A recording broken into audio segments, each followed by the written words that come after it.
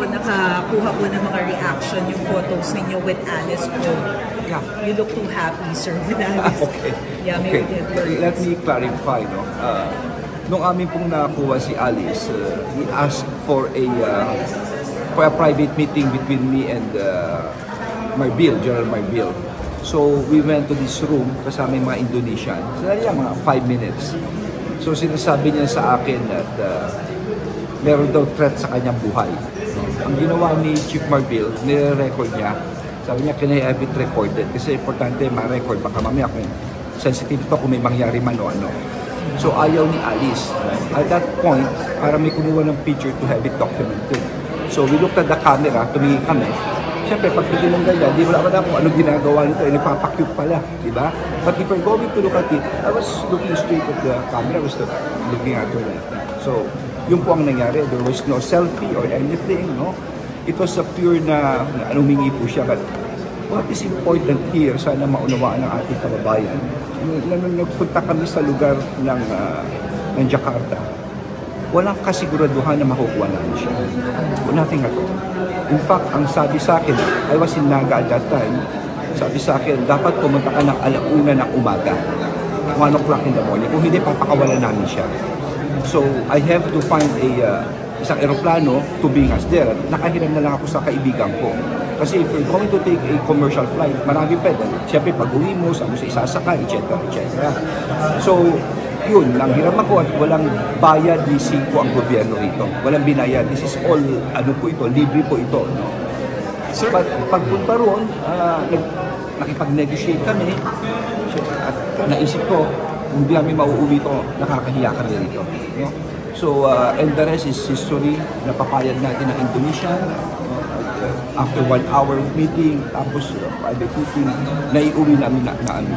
Sir, going back to the photo, do you realize now where the criticisms are coming from, the outrage even, that there was some impropriety with you and General Marbil taking a photo with the fugitive?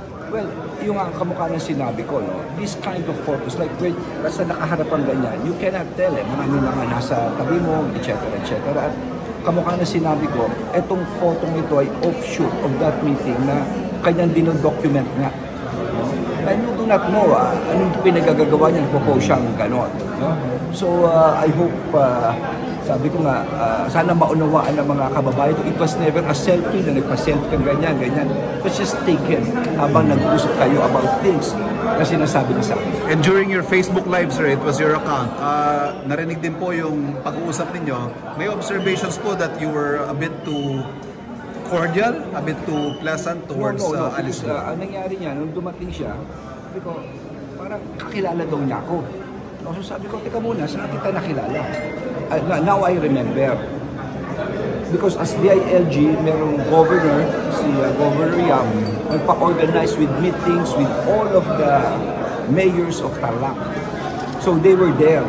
So yun, doon kami nag-uusap. Sinasabi niya, sir, ako po yung ganito. Oo, ikaw nga yan, sabi ko gano'n. So ganun lang yun.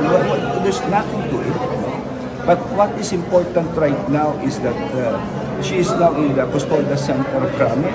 At meron ng search, warrant of arrest na inisyu sa kanya.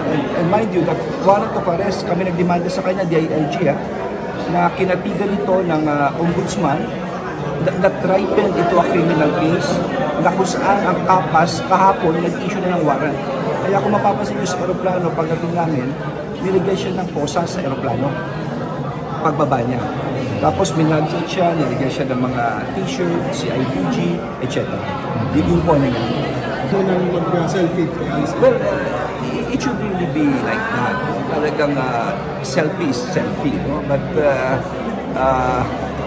yung impropriety nga, no, na nandun na yun. No? But ang point ko lang dito is this. No? Ang point ko lang dito is that itong mga taong ito, kamukha kami, ako, natulog ko lang ngayon for the whole days, 2 hours or 48 hours lang. No?